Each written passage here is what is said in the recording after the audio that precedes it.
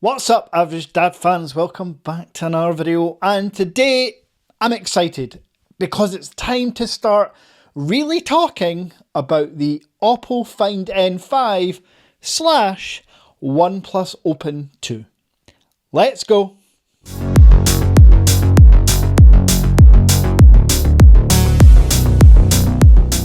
So, in what is absolutely going to be considered one of the best moves by any phone manufacturer in history, Oppo and OnePlus have decided to not upgrade their phone every year. Yes, hallelujah.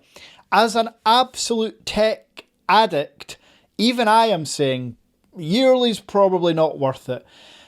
Because what you get is more anticipation for the device and more upgrades. Something that actually looks like you've spent your money on a new phone, unlike the iPhone 14, 15, 16, Samsung S23, 24, 25. You know where I'm going with that. So Oppo slash OnePlus have thought, no, we're going to leave the OnePlus Open to linger for 2 years and then hit them with a real upgrade. So I'm going to tell you the specs you can look out for, the dimensions, the size and price. However, for the Find N5, there's some more exciting news. So stay tuned for that. Let's talk about the specs. Now, please keep in mind when I talk Find N5 or OnePlus Open 2, both mean the same. They're the same phone, all the same specs. So please, yeah, if I say N5, I mean OnePlus Open 2 and vice versa. So the Find N5 will come in a slimmer and lighter body with 9.6 millimeters of folded goodness and about 4.2 millimeters of unfolded goodness, making it one of the thinnest foldable phones on the planet. But the V3 still takes that crown. However, for me, anything 10.5 millimeters or thinner folded is absolutely fine. And in terms of weight, it's shaved off a few grams, which is okay. However, when you include the fact that now the OnePlus Open 2 is going to have wireless charging at 50 watts. Yes, 50 watts wireless charging.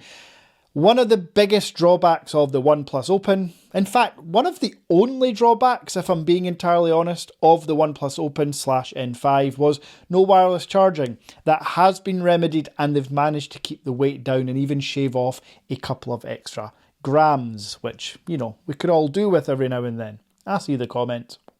Now, in terms of form factor, you are also getting a larger device with a 6.4-inch outer and an 8-inch inner screen, putting it right up there with the Vivo X Fold 3 and the Honor Magic V3. Soon to be V4, that will be a video in a few weeks. So, bigger screens, thinner and lighter device with wireless charging. Already, if we just stop there, that is a significant upgrade from the original OnePlus Open slash Find N3. Which means I can recommend that you do upgrade to it. But we don't stop there. We go from the Snapdragon 8 Gen 2 chip to the Snapdragon Elite chip, which is a significant upgrade. Now, that is not me saying that the 8 Gen 2 is suddenly redundant. I am a huge advocate for people that talk about upgrading their phone purely based on processing speed. Yeah, your Snapdragon 888, your 8 Gen 1 is still plenty more power than most of the population. In fact, I would actually debate that all the population can get by with an 8 Gen 1. But when paying for an upgrade, going from the 8 Gen 2 to the 8 Elite, tick. And then there's the cameras. One of the biggest selling points on the OnePlus Open was it was one of the first flagship camera setups to be included on a foldable device.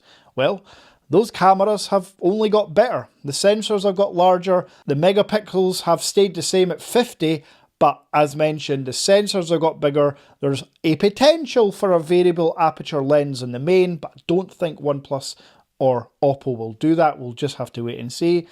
But with bigger sensors, bringing in more light at 50 megapixels, you can expect to see great daytime shots and video and nighttime. That was one drawback of the slightly smaller sensors on the OnePlus Open.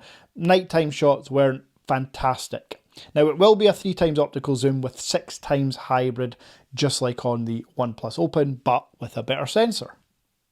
And just like on the OnePlus Open, stylus support. Yes, believe it or not, in 2025, not every foldable phone has stylus support on the outer and inner screen, but the Oppo Find N5 and the OnePlus Open 2 will.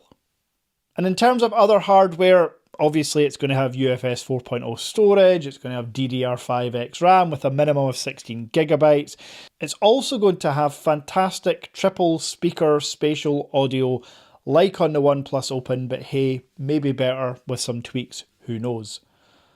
And in terms of the displays I mentioned, while being larger, they're also getting slightly sharper with a 2K resolution on the inside and Full HD Plus on the outer, both running at 120 Hz. If you've got a Google Pixel 9 Pro Fold in your hands or you've seen one, think of those dimensions but without that ridiculous hinged side bezel. That's what the OnePlus Open will look like. Now, the one thing I cannot be sure on is colours. I don't know which colours they'll come out with. Obviously, they had gold, red and green on the Find N3. They had black and green on the OnePlus Open. Maybe the same. I really hope for a similar looking colour to the OnePlus 13. A vegan leather back would be just dandy, but we'll have to wait and see. So specs wise, upgrade in almost every department. In fact, upgrade in every department. In terms of pricing, that's going to be the same really. If you buy from OnePlus in the UK, you're going to be about £1,600, maybe with £100 off voucher or £200 off voucher to come off that price. So if you pay around £1,400 to £1,500 at launch, I think you're getting a good deal for a flagship foldable phone.